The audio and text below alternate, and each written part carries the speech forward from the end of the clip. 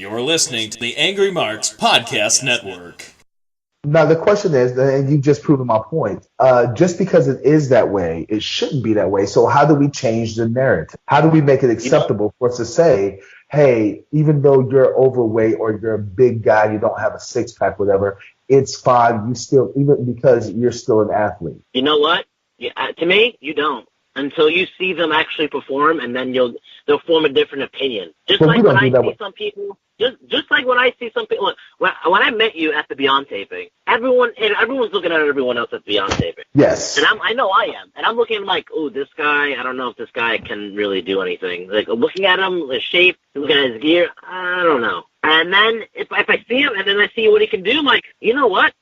I got a different opinion on this guy right now. Forget how he looks. This guy's good. This guy's really good. He actually has something. Is that what you're trying to say? Is that what you're saying? That's what you saw? You said when you looked at me the first time at Beyond. That's exactly when I saw you. I'm like, whoo, hey, this guy.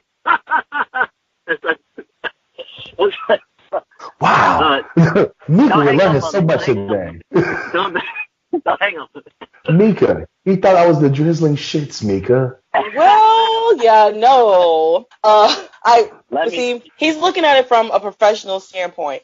From a fan point of view, I look at somebody who I've seen guys like you, like for instance, Falaba. Falaba, his hashtag is Fat Kids Rule the World. He is a bigger guy. First time I saw him, I went, oh my gosh, he's going to kill somebody. Not like, meaning like, oh my gosh, he can't wrestle or whatever. I just meant that I expected him to be a total badass. That here was this guy, and he was a wrestler, and he was a bigger guy, that he was going to get in there, he's going to do some work, do some damage.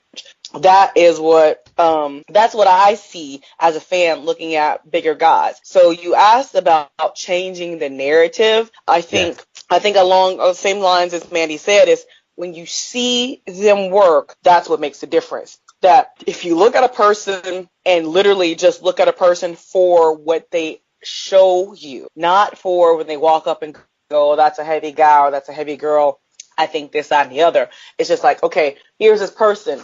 What do they have to give? What can they do? Changing the narrative begins with just pretty much basically what we're doing now. When someone says something negative or wrong, no matter what, about size, about shape, about color, you stop them. You correct that thinking. You say that is not a way that you should think about a person. Base it on their work ethic. Base it on what they bring to their profession. It's just like walking down the street and saying, oh, well, this fat girl, this. No, you have to know that person. You can't just look at them and think that because they're heavier, that they're not going to be good. I don't think there needs to be a male revolution or a big guy, revolution, because there's always been bigger guys in wrestling, that are not Adonises, that are not in shape, that as a fan, I don't even think about it. Until this whole, your post, I didn't think about the fact that there are bigger guys out there like yourself, and that people say things to like, oh, you should lose some weight. I'm like, wow, hold on a second. That's just rude. That's just mean. You look at guys in the WWE. You look at a Kevin Owens. You look at old school guys like Big Boss Man, Rikishi. These guys are definitely not Adonises. They're definitely not in shape. But I, as a fan, never looked at them and went, oh, well, this fat guy here, he's just going to be horrible, or I'm not going to spend money because this big guy can't move. I mean, hell, let's talk about a legend. Undertaker's right, Yokozuna. Undertaker is not an Adonis by any means. Kane by any means. These are big guys. They just happen to be tall, but they're also heavier guys. They're not cut like, muscles or hitting the gym, got 6, 12, 800 pack abs or anything like that. So bigger guys and the shapes and the sizes, especially in wrestling, they've been out there. It's just in the ring, these gentlemen perform and they deliver, and they continue to do so to a point where, again, I consider myself a little bit smart, but the whole suspension of disbelief worked. It wasn't like I saw them and I go, oh, well, this fat guy can't move. I saw them, they worked, and I'm like, wow, this guy's a badass. Didn't matter what he looked like, he was a badass. It should be about what you do, not what you look like. But the biggest thing is that you're seeing them actually work. So if you just, like I said, the biggest thing about body shaming is the first impression. That's the biggest part. So when you say, hey, look, you go to another person on the street, it's like, hey, this person, what do you think of this person? Is this person to you a wrestler? And it's a person that's probably more out of shape in their eyes, and then you'll probably say no. I say the majority will say no, just because of the look, because everyone has an idea of what wrestling's supposed to look like. Even when I was back wrestling in 2008, which I get it. It makes complete sense, because the reason why you're supposed to be in shape, because it makes you able to be more agile and mobile, and not be able to blow up in the first 2 minutes. That's like the biggest thing. In retrospect, in general, that's what it's supposed to be. But now wrestling, there's just so many different styles, as some may say. Some don't agree in styles, but in some styles, you can get away with a bigger person and not really doing much. I mean, I've definitely seen in many promotions really jacked dudes that I've never seen before. I'm like, whoa, this guy looks like a wrestler. This guy is jacked out of his mind. This guy's huge. But then when I see his work, he has the happy seat, as we would like to call it, and it's like, oh gosh, like this guy, he can't. Like, it's just already, that just disqualifies it that he's not a wrestler, because he's not trained. But then when I first see him, if no one's ever seen him before and he says, I'm a professional wrestler, it's like, oh, I gotta see this guy. It's all about perception in the first degree. That's really the biggest thing on the problem with body shape. Yes, well, good point. So, Manny, our topic, Jesus, like, it's almost been an hour already. I ramble on all day. I could talk about promoters, I could talk about promotions, I could talk about the generic crap that all these promoters always, like, put on their shows, and I can go on all day. But let's not even talk about the 53 million doinks that are all running around the South. I don't even want to talk about that. Jesus Christ.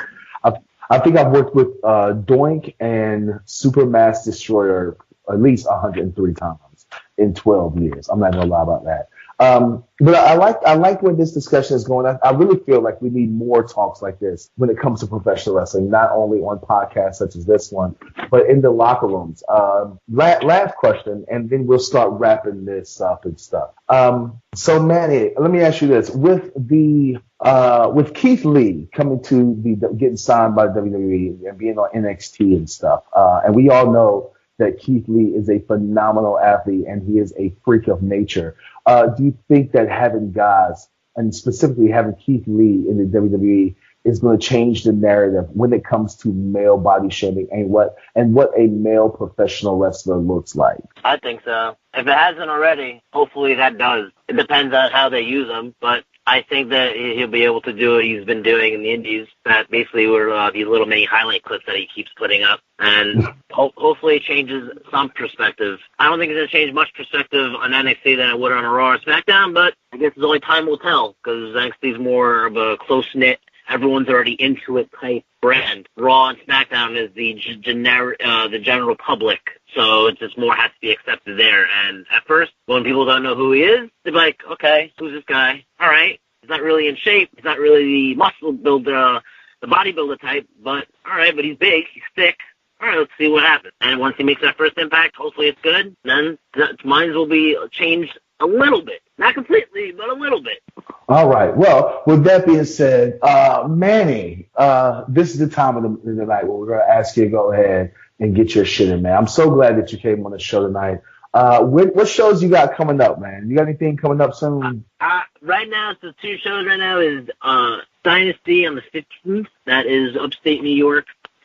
I don't know the location yet because they didn't even tell me the location, but it's definitely upstate New York near Albany. And I'm actually really excited about that one because Chris Envy, the guy who is the booker on that show, he's finally giving me an opportunity that I've been waiting for everywhere else. Just that one chance to show them that I can hang with their guys. That's the biggest thing with more of the unknown people like myself.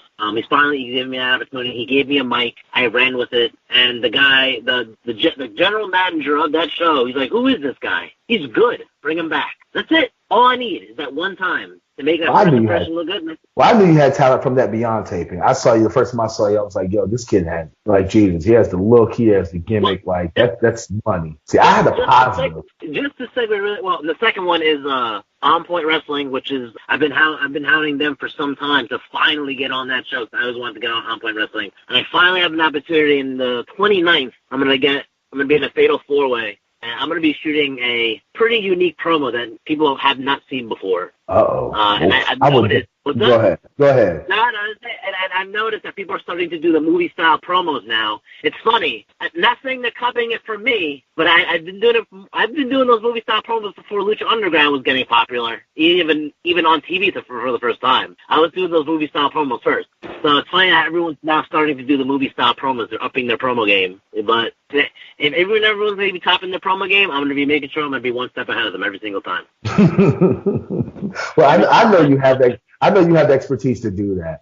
So go ahead and give out all of your social media, man. Well, just before that, really quick, that test, I know he's talking about the Beyond taping. I had the biggest test when I was versus Anthony Green on the last Beyond taping. That was my biggest test. I was saying, all right, can this guy hang with my guys? And that was the biggest test, and not at least from Drew, that I can hang with one of his guys. So anyway, my social media. So it is an Instagram and Twitter. The ones I hang on the most is Macho Manny, MACH0 Manny, all one word. Say what's up, talk trash, say it's a good promo, say it's a bad promo. I don't care. Just interact with me, and I'll come back with something. Don't worry. Well, Manny, thank you for being a guest on the show, man. I appreciate it. Hopefully, I'm gonna get up to New York very soon. Actually, I'll be in New York this week for Capital Wrestling. So. You should come and say what's up, man. I'll definitely be if that's on the show, on one of those other show dates, I'll be there. All right, yeah. I'm about to say it's gonna be this Saturday, Capital Wrestling in Hoboken, New Jersey, which I think is like right across the bridge or stuff, Brooklyn or Manhattan or something like that. One of those boroughs. I don't know. So, no doubt. Yeah, I'll get with you offline, man. We'll see if we can hook up for lunch or something. All right. All right, brother. Anytime, man. All right, man. Thanks for being a guest on the show. I'll talk to you later. All right, take care. Bye, Mika. Yes. Body shaming fat guys. Do you do it? Absolutely not. I am Switzerland. I love everybody equally, and I don't believe in body shaming. I talked about this in a professional setting where a lady was telling me about other ladies that she saw that she felt that they shouldn't wear such outfits that they were wearing, and I said, why shouldn't they? These ladies feel comfortable in who they are and what they were wearing, and if they were not being lewd or illegal, then by all means, wear what you like. Be who you are.